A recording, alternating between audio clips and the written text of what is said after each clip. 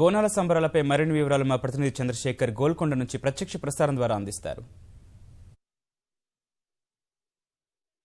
బోనాల ఉత్సవాలు అంగరంగ వైభవంగా ప్రారంభమయ్యాయి. మొదటిసారి చారిత్రక గోల్కొండ కోటలో కొలువైన శ్రీ జగదాంబ మహంకాళి అమ్మవారికి తొలి బోనం సమర్పణతో ఈ కార్యక్రమానికి అంకురార్పణ జరిగింది. ప్రతి సంవత్సరం కూడా ఆషాఢ మాసంలో అమావాస్య తర్వాత వచ్చే తొలి గురువారం లేదా ఆదివారం బోనాలు నిర్వహించడం సుమారు 200 ఏళ్ల నుంచి తెలంగాణ రాష్ట్రంలో సంప్రదాయంగా వస్తుంది. ప్రతి సంవత్సరం కూడా భక్తులు సంప్రదాయబద్ధంగా ముస్తాబై ఎంతో భక్తి శ్రద్ధలతో తయారు చేసిన బోనాలను అమ్మవారికి సమర్పించడం, భక్తి శ్రద్ధలతో కోటలో కొలువై ఉన్న శ్రీ జగదాంబ మహంకాళి అమ్మవారికి సమర్పించడం ఆనవాయితీగా వస్తుంది. ప్రతి సంవత్సరం లాగానే ఈసారి కూడా లంగర్ హౌస్ నుంచి తొట్టెల ఊరేగింపు, అమ్మవారి ఘటం ఊరేగింపు ప్రారంభమైంది. భక్తి శ్రద్ధలతో ముందుకు వచ్చింది. రాష్ట్ర మంత్రులు తలసాని శ్రీనివాస్ యాదవ్, నాయని నరసింహారెడ్డి, ఇంద్రకరణ్ రెడ్డి తదితరులు అక్కడ లంగర్ హౌస్కి చేరుకుని అమ్మవారికి పట్టు వస్త్రాలు సమర్పించారు. అనంతరం అక్కడి నుంచి ఊరేగింపు ప్రారంభమైంది. ఊరేగింపులో పోతరాజుల విన్యాసాలు, శివసత్తుల పూనకాలు, బాజా భజంత్రులు, బ్యాండ్ మేళాలతో అట్టహాసంగా కార్యక్రమం ముందుకు సాగుతూ ఉంది.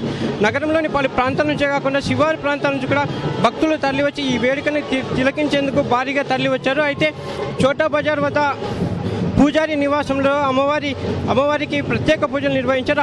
తర్వాత అమ్మవారి ఉత్సవమూర్తులను కోటపైకి తీసుకెళ్తున్నారు. పెద్ద సంఖ్యలో తరలి వచ్చిన భక్తులు ఈ కార్యక్రమాన్ని ఎంతో కన్నుల పండుగ వీక్షిస్తున్నారు. ఇక్కడ ఓ పోతరాజులు కూడా ఉన్నారు. ఒక పోతరాజుని అడిగి తెలుసుకుందాం. చెప్పండి, మీరు అమ్మవారికి ఈ కార్యక్రమంలో పాల్గొంటున్నారు కదా, మీకు ఎలా చెప్పండి.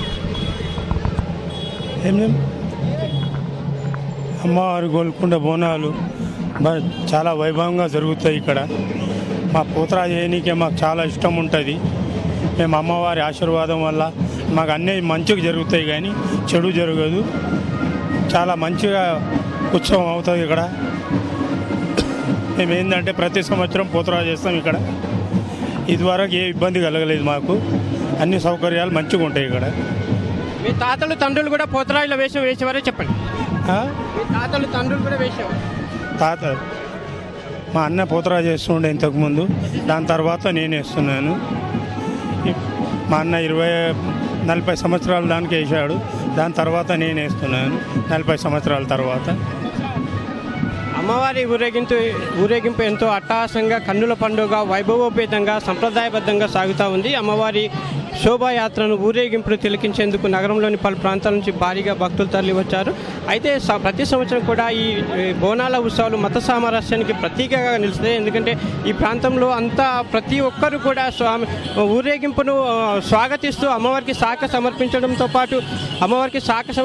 పాటు బోనాలను కూడా తీసుకెళ్లి కొండపై కొలువైన శ్రీ జగదాంబ మహంకాళి అమ్మవారికి ఎంతో భక్తి శ్రద్ధలతో సమర్పిస్తారు. అయితే గ్రీష్మ ఋతువు వెళ్ళిన తర్వాత వర్షాకాలంలో వాతావరణ మార్పులతో వచ్చే వివిధ రకాల రోగాలను, రుగ్మతలను కూడా అమ్మవారు తీరుస్తుంది. అమ్మవారు ఎలాంటి ఇబ్బంది కలగకుండా ఉంటుందనే విశ్వాసం భక్తుల్లో చాలా ప్రగాఢంగా ఉంది. అయితే ప్రతి సంవత్సరం కూడా 7 అక్క చెల్లెల్లో మొదటిదైన జగదాంబ మహంకాళి అమ్మవారికి బోనాలు సమర్పించిన తర్వాతనే జంట నగరాలతో పాటు రాష్ట్రంలోని పలు ప్రాంతాల్లో ఉన్న అమ్మవారికి ఎల్లమ్మ, పోచమ్మ, మైసమ్మ తదితర కులదేవతలు కూడా బోనాలు సమర్పించడం ఆనవాయితీగా వస్తుంది. అయితే ఇవాళ బోనాలు ఇక్కడ అయిపోయిన తర్వాత జూలై 9వ తేదీన సికింద్రాబాద్లో కొలువైన ఉజ్జయిని మహంకాళి అమ్మవారికి బోనాలు సమర్పిస్తారు. ఆ తర్వాత 16వ తేదీ పాతబస్తీ లాల్ దర్వాజాలో కొలువైన సింహవాహిని మహంకాళి అమ్మవారికి బోనాలు సమర్పించడంతో పాటు అక్కన్న మాదన్న దేవాలయంలో బోనాల సమర్పణ ఘట్టాల ఊరేగింపుతో ఈ కార్యక్రమం ముగుస్తుంది. ఇది ఇక్కడున్న తాజా పరిస్థితి. Vote studio.